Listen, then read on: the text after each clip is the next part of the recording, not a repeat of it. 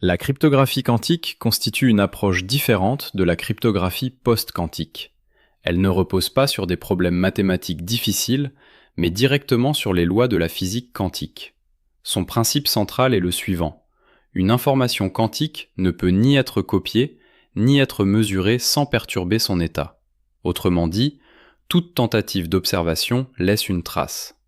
Cette propriété permet deux choses essentielles.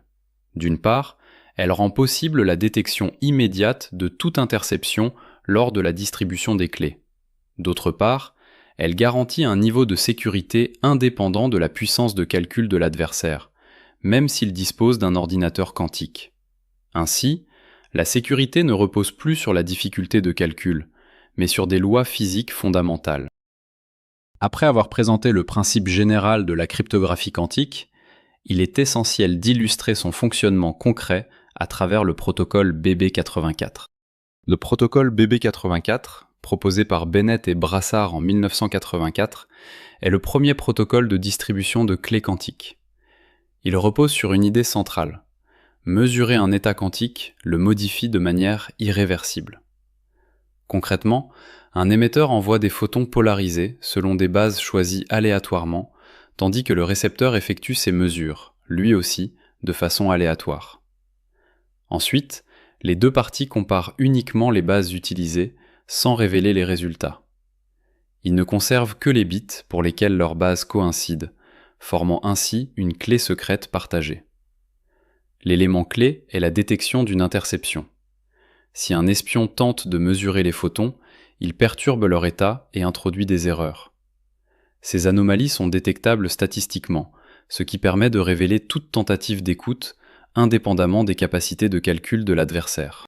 Concernant le déploiement, le protocole a dépassé le cadre théorique avec des expérimentations réelles, réseaux urbains, liaisons par satellite et projets pilotes dans des secteurs sensibles. Cependant, ces applications restent limitées, car leur mise en œuvre nécessite un contrôle très précis des pertes, du bruit et des équipements. Enfin, en matière de sécurité, la QKD offre une sécurité dite inconditionnelle sur le plan théorique, car elle repose sur les lois de la physique et non sur des hypothèses mathématiques. En pratique, toutefois, cette sécurité dépend fortement de la qualité des dispositifs utilisés et de la gestion des imperfections. Après avoir examiné les solutions techniques, il est nécessaire de prendre du recul et d'aborder la dimension stratégique du risque quantique. La transition vers un monde post-quantique ne concerne pas uniquement l'avenir. La menace existe déjà, de manière plus discrète mais bien réelle, ce qui impose une réaction dès aujourd'hui. Autrement dit, les organisations doivent anticiper dès maintenant les impacts des technologies quantiques et intégrer cette évolution dans leur stratégie de sécurité. Dans cette perspective de gestion du risque, un scénario en particulier illustre l'urgence d'agir dès aujourd'hui. L'attaque dite « Harvest Now, Decrypt Later ». Ce scénario repose sur une idée simple. Des données chiffrées aujourd'hui sont interceptées et stockées, dans le but d'être déchiffrées plus tard, lorsque des ordinateurs quantiques suffisamment puissants seront disponibles. Ce type d'attaque peut être mené par des acteurs disposant de ressources importantes, comme des États, des groupes criminels organisés ou d'autres entités malveillantes. Les cibles privilégiées sont les données à longue durée de vie, comme les secrets d'État, les informations médicales sensibles, la propriété intellectuelle ou encore les données financières critiques. Concrètement, des systèmes de chiffrement actuels comme RSA 2048 ou certaines courbes elliptiques pourraient devenir vulnérables dans une dizaine d'années si des ordinateurs quantiques tolérants aux fautes voient le jour. Les implications sont directes. Il est nécessaire d'agir dès maintenant. Cela passe par l'adoption de solutions de cryptographie post-quantique pour les données sensibles à long terme, par la mise en place de systèmes crypto-agiles capables d'évoluer et par une évaluation précise des informations exposées.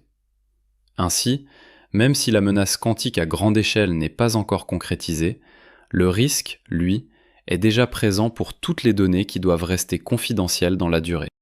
Après avoir identifié la nature du risque, il est nécessaire de se concentrer sur les actions concrètes que les organisations doivent mettre en place. La première étape consiste à évaluer l'exposition au risque quantique. Cela implique d'identifier tous les usages de la cryptographie au sein de l'organisation, notamment les systèmes utilisant RSA, Diffie-Hellman ou les courbes elliptiques, ainsi que les données qui doivent rester confidentielles sur le long terme. Il est également essentiel d'inclure l'ensemble de l'écosystème, systèmes internes, cloud, API et partenaires, puis de classer les actifs selon leur sensibilité afin de prioriser les actions. Ensuite, il faut adopter une approche dite crypto-agile. L'idée est de concevoir des systèmes capables de changer d'algorithme sans refonte lourde. Cette flexibilité permet de tester et d'intégrer rapidement de nouvelles solutions cryptographiques, et surtout de s'adapter efficacement à l'évolution des menaces. Enfin, la préparation à la migration vers la cryptographie post-quantique est un axe clé. Cela passe par la mise en place d'une feuille de route progressive, en commençant par les systèmes les plus critiques. L'objectif est d'intégrer de nouveaux algorithmes standardisés, tout en veillant à maintenir la performance, la sécurité et la conformité. En définitive, ces actions contribuent à l'élaboration d'une stratégie de résilience robuste, fondée sur l'anticipation des évolutions technologiques plutôt que sur leur simple réaction. Cette démarche permet aux organisations de se préparer efficacement aux enjeux de la cryptographie post-quantique, bien avant que des ordinateurs quantiques pleinement opérationnels ne deviennent une réalité. Pour conclure, il est utile de rassembler les éléments clés afin d'avoir une vision globale des compétences à maîtriser. D'abord, les fondements du calcul quantique constituent la base. Comprendre les qubits et les phénomènes associés comme la superposition, l'intrication, l'interférence ou encore la mesure, ainsi que les notions de cohérence et de décohérence ou les circuits quantiques. Ensuite, les algorithmes quantiques illustrent l'impact concret de cette technologie, notamment avec Shor pour la factorisation et Grover pour l'accélération de la recherche. Ces avancées mettent en évidence les vulnérabilités actuelles. Les systèmes classiques comme RSA, Diffie-Hellman ou SSC sont directement menacés par les capacités du calcul quantique. En réponse, la cryptographie post-quantique propose de nouveaux schémas reposant sur d'autres fondements, comme les réseaux de lattice, les codes correcteurs d'erreurs, les fonctions de hachage ou encore les systèmes multivariés. Parallèlement, la cryptographie quantique adopte une approche différente, fondée sur les lois physiques, permettant de détecter toute interception et d'assurer une sécurité indépendante de la puissance de calcul. Enfin, les stratégies de transition sont essentielles. Elles reposent sur l'anticipation du scénario Harvest Now, Decrypt Later, sur la mise en place de systèmes crypto-agiles et sur une migration progressive vers des solutions résistantes au quantique. L'ensemble de ces domaines forme une vision cohérente des enjeux et des réponses face à l'arrivée du calcul quantique.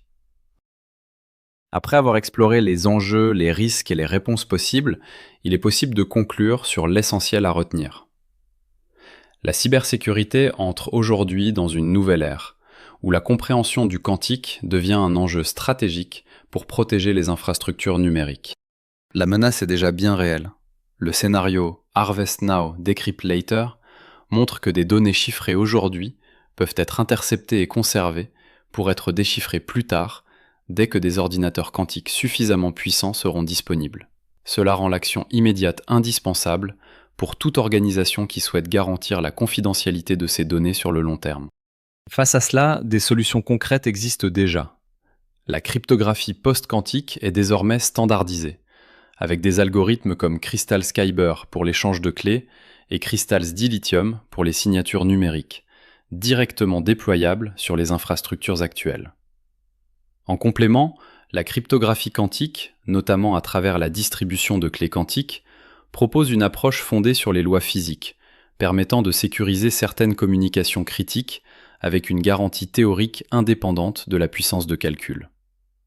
Ainsi, l'enjeu n'est plus de savoir si la transition aura lieu, mais de savoir à quelle vitesse les organisations seront capables de s'y préparer.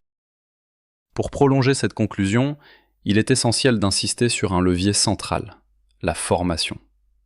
Maîtriser les 6 domaines fondamentaux, les bases du calcul quantique, les algorithmes, les vulnérabilités actuelles, la cryptographie post-quantique, la cryptographie quantique et les stratégies de transition, permet d'anticiper les risques, de planifier des migrations sécurisées et de déployer des solutions réellement résilientes face aux menaces à venir.